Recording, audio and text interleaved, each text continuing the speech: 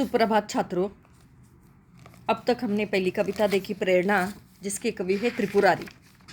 इसके बाद हमने दूसरी लघु कथा देखी। उस लघु कथा में दो लघु कथाओं का समावेश किया है। पहली लघु कथा है उषा की दीपावली, दूसरी है मुस्कुराती चोट, जिसके लेखिका है श्रीमती संतोष श्रीवास्तव। उसके बाद हमने तीसरी कविता देखी 15 अगस्त, जिसके कवि है गिरिजा कुमार माथुर। इसके बाद चौथा पाठ अनुक्रमणिका के अनुसार मेरा भला करने वालों से बचाए, ये व्यंग्य रचना है, लेकिन ये हमें पाठ्यक्रम में नहीं है। इसके बाद आज हम मध्ययुगीन काव्य जो है देखने वाले हैं। उसमें दो मध्ययुगीन काव्य का समावेश किया है। एक है भक्ति महिमा, जिसके कवि है संत दादू दयाल। इसके बाद बाल लीला आमे, उसके कवि है संत सूरदास। ये हमें अब देखनी है। तो भक्ति महिमा, इसके कवि है संत दादू दयाल। उसका परिचय हम देखेंगे। संत दादू दयाल का जन्म 1544 को अहमदाबाद गुजरात में हुआ। आपके गुरु का नाम बुड्ढन था। प्रारंभिक दिन अहमदाबाद में व्यतीत करने के पश्चात सांभर राजस्थान में आपने जिस संप्रदाय की स्थापना की, वह आगे चलकर दादू पंथ के नाम से विख्यात हुआ। सामाजिक कुरीतियाँ, अंधविश्वास संबंधी मिथ्याचार का विरोध साखी तथा पदों का मुख्य विषय है। आपने कबीर की भांति अपने उपास्य को निर्गुण और निराकार माना है। हिंदी साहित्य के निर्गुण भक्ति संप्रदाय में कबीर के बाद आपका स्थान अन्यतम है। संत दादू दयाल की मृत्यु 1603 में हुई। अब उनकी प्रमुख कृतियाँ देखेंगे। अनभय वाणी, काया बेली आदि। अब काव्य प्रकार के बारे में देखेंगे। साखी, साक्षी का अपभ्रंश है, जो वस्तुतः दोहा छंद में लिखी जाती है। साखी का अर्थ है साक्ष्य, प्रत्यक्ष ज्ञान, नीति, ज्ञानोपदेश और संसार का व्यवहारिक ज्ञान देने वाले छंद साखी नाम से प्रसिद्ध हुए हैं। निर्गुण संत संप्रदाय का अधिकांश साहित्य साखी में ही लिखा गया है, जिसमें गुरु भक्ति, ज्ञान उपदेशों का समावेश है। नाथ परंपरा में गुरुवचन ही साखी कहलाने लगे। सूफी कवियों के द्वारा इस छंद का प्रयोग किया गया। अब हम देखेंगे हिंदी साहित्य का जो इतिहास है, उसमें आदिकाल है, उसके बाद भक्तिकाल, उसके बाद रीतिकाल और चौथा है आधुनिक काल। अब इसमें भक्तिकाल में निर्गुण और सगुण, ये दो शाखाएं थी भक्तिकाल की।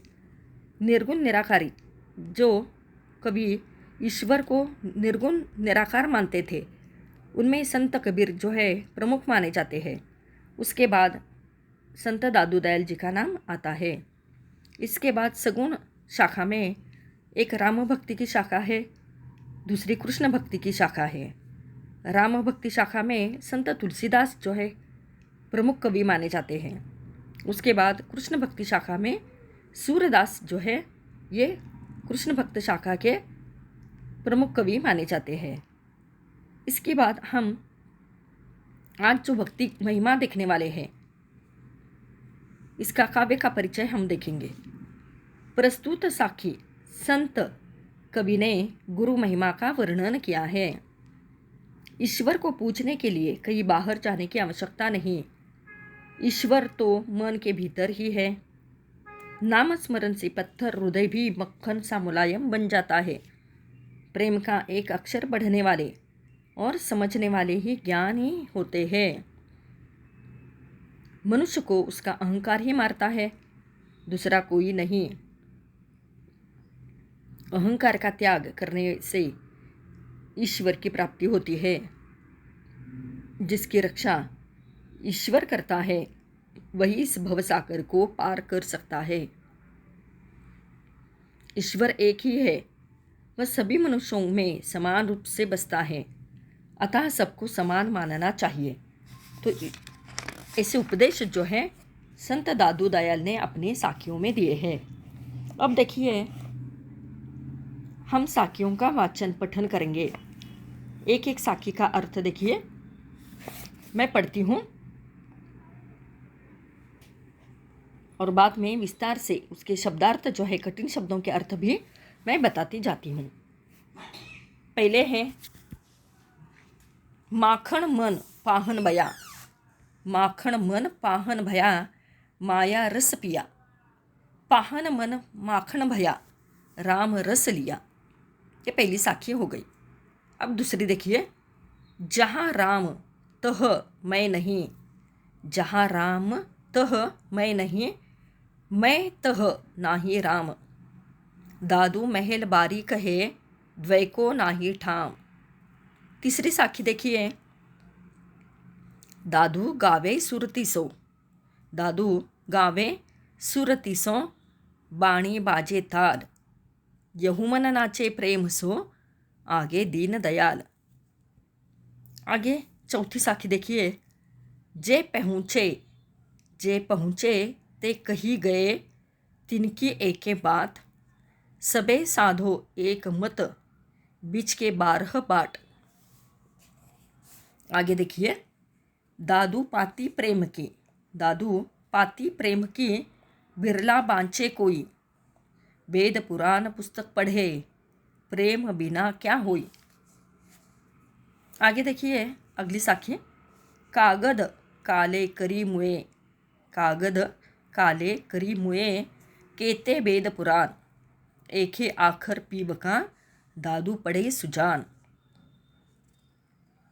आगे की साखी देखिए, दादू मेरा बैरी, दादू मेरा बैरी, मैं मुआ, मुझे न मारे कोई, मैं ही मुझको मारता, मैं मर जीवा होई। आगे देखिए अगली साखी, जिनकी रख्या तू करे, जिनकी रख्या तू करे, ते उबरे करतार, जेते छाड़े हाथ थे, ते डूबे संसार। आगे की साखी देखिए, काहे को दुख दीजिए, काहे को दुख दीजिए, साई है सब माही, दादू एके आत्मा, दूजा कोई नाही। आगे की साखी और अंतिम साखी देखिए, दादू इस संसार में, दादू इस संसार में, ये दो रतन अमोल, एक साई एक संत जन, इनका मूल न तोल।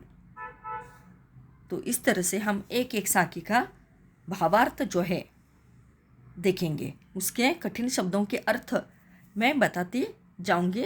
तुम्हें अपने नोटबुक में लिखना है और फिर एक बार उसे दोहराना है, पढ़ना है, क्योंकि ये जो भाषा है थोड़ी सी कठिन भाषा है, उस समय की भाषा है, इसीलिए हमें एक एक शब्द का अर्थ जो है ध्यान से सुनना है और लिखना है।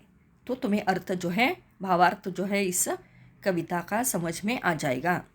तो अगले भाग में मैं पहला दोहा या पहली साखी का अर्थ भावार्थ में तुम्हें बताने वाली हूँ।